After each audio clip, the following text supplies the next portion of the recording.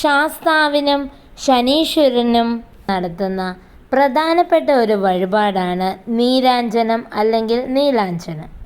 ശനിയാഴ്ചകളിലാണ് നീരാഞ്ജനം തെളിയിക്കേണ്ടത്. പറ്റുമെങ്കിൽ എല്ലാ മാസവും ജന്മനക്ഷത്ര ദിവസം ഈ വഴിപാട് നടത്തുന്നത് വളരെ ഗുണകരമാണ്. നാളികേരം രണ്ടായി ഉടച്ച് വെള്ളം കളഞ്ഞ് അതിൽ എള്ള് കിഴിയിട്ട് നല്ലെണ്ണ ഒഴിച്ച് ശാസ്താവിനോ ശനീശ്വരനോ ആരതി ഒഴിയുക. ആ മൂർത്തിക്ക് മുൻപിൽ ഒരു മുഹൂർത്ത നേരം, അതായത് 48 മിനിറ്റ് ആ ദീപം കത്തിച്ചു വയ്ക്കുകയും ചെയ്യണം. ഈ സമയത്ത് ശ്രീ അയ്യപ്പ മൂലമന്ത്രവും ശനീശ്വര മന്ത്രവും കഴിയുന്നത്ര ജപിക്കണം.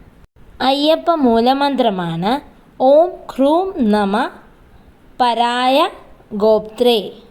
ശനീശ്വര മന്ത്രമാണ് നീലാഞ്ജന സമാഭാസം രവിപുത്രം യമാഗ്രജം ഛായാ മാർത്താണ്ഡ സംഭൂതം തം നമാമി ശനീശ്വരം.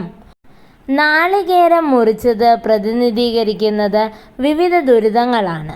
എള്ളിൻ്റെ കാരകത്വം ശനി ഗ്രഹത്തിൻ്റേതാണ്. അപ്പോൾ ശനിക്ക് പ്രാധാന്യമുള്ള ധാന്യമാകുന്ന എള്ള്.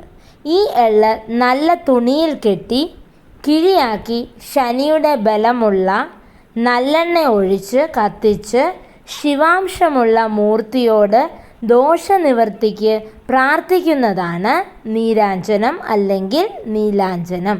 ഇതിൽ വെളിച്ചെണ്ണ, നെയ്യ് എന്നിവ ഉപയോഗിക്കാൻ പാടില്ല എന്നും പറയുന്നു. കാരണം ശനി ബന്ധമുള്ള ഇരുമ്പിൻ്റെ അംശമുള്ള സാധനങ്ങൾ ആണ് ശനി പൂജയുമായി ബന്ധപ്പെട്ട് ഉപയോഗിക്കേണ്ടത്. അങ്ങനെ വരുമ്പോൾ ദീപം കത്തിക്കുവാൻ ഉപയോഗിക്കുന്ന എണ്ണകളിൽ എള്ളെണ്ണയ്ക്കാണ് പ്രാധാന്യം വരുന്നത്. ശനിദോഷങ്ങൾ അകന്ന് അയ്യപ്പസ്വാമിയുടെയും അനുഗ്രഹം ഏവർക്കും ലഭിക്കട്ടെ എന്ന് പ്രാർത്ഥിക്കുന്നു. മറ്റു വിശേഷങ്ങളുമായി മറ്റൊരു വീഡിയോയിൽ കാണാം. അതുവരേക്കും ബൈ, സീ യു.